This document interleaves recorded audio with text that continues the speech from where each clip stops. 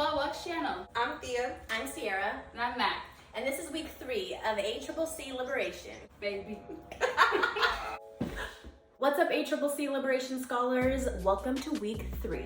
My name is Sierra, and I'm going to be leading this week's lesson plan. This week, we're going to be talking about how we can make a difference in our community, and we're going to contextualize our learning by talking about the Tulsa race riots of 1921. Now, if you don't know much about the Tulsa Race Massacre, don't feel bad.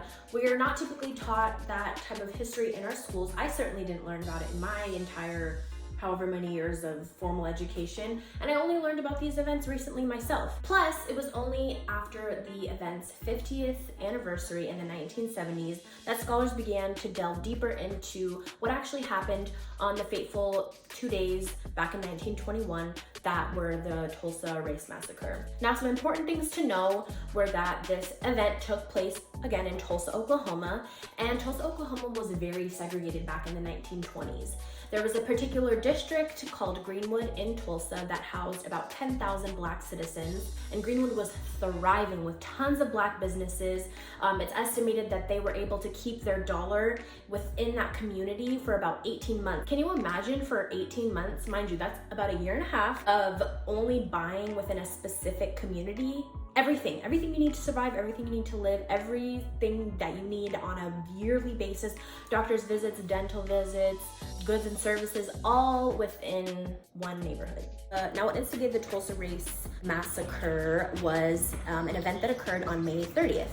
A young Black teenager, Dick Rowland, walked into an elevator in a business building on South Main Street, and the elevator operator was a white woman, Sarah Page. Now, shortly after Dick entered the elevator, Sarah let out a scream, and there were allegations of sexual assault, and Dick was arrested shortly after. You know, with rumors flying all around Tulsa about what had happened, and rumors of there being a lynching of Dick. You know, white mob members wanted to get Dick out of the precinct and into their own hands to take care of him themselves, and Black members coming from Greenwood were armed, and they wanted to protect Dick. So, you know, there's all this buildup, and then on June 1st, so throughout the night of May 30th and into June 1st, for hours, Greenwood, the Black business district thriving in Tulsa, was bum rushed by a white mob, and, you know, about 1,200 homes were burned, 200 more homes were looted, and all of the amazing,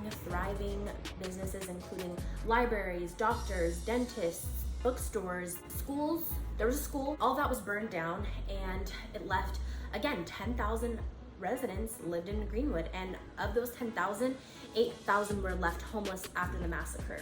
This is one of the biggest racially driven massacres in US history, and we don't really know much about it. At first, it was estimated that only 36 people were killed during the massacre. But after more information surfaced and more research was done, historians now estimate that about 300 people were killed during this massacre. Now, you can imagine, after something so fateful, an entire community that extended about 35 city blocks was essentially burned to the ground. And considering the racial climate of the country, you can imagine how hard it was to build that community back up. In fact, it never got built back up. Oh, and let me add, too, that after this massacre occurred, Dick Rowland, that young Black teenager, he was released because, you know, authorities had decided that he didn't sexually assault Sarah Page. In fact, he probably just bumped into her or stepped on her toe. That's what, you know, caused her to let out that scream. I mean, it's just another really sad example of false accusations against a young Black man, instigating incidences of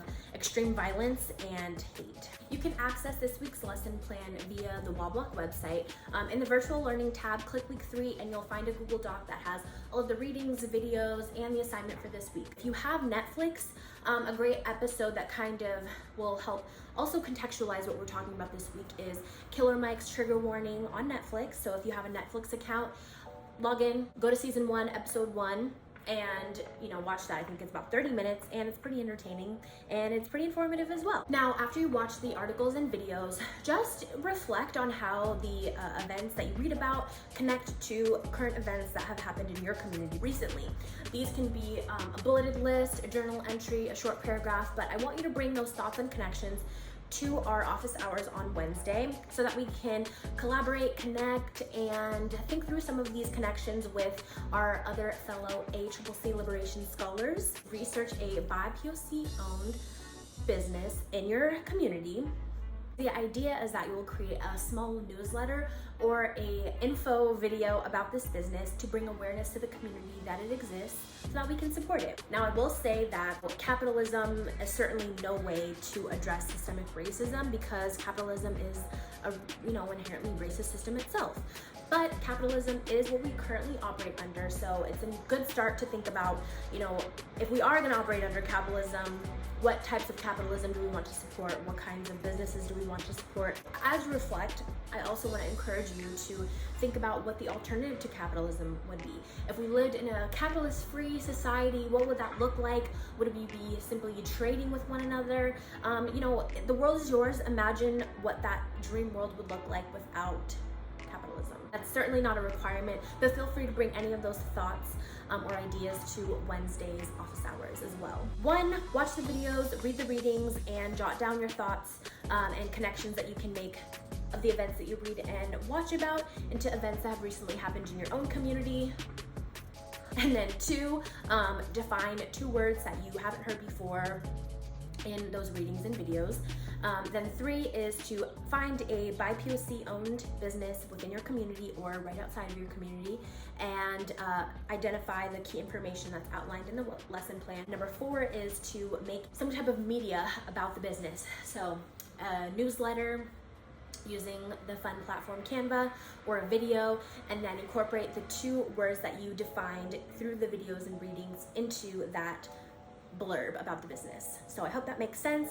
Feel free to ask any questions via email. You can call me, email me, text me, whatever you need to get clarity on what the expectations are for this week. But the biggest thing is to learn more and have fun. I'm looking forward to see what you all find, and I'll see you on Wednesday. Bye.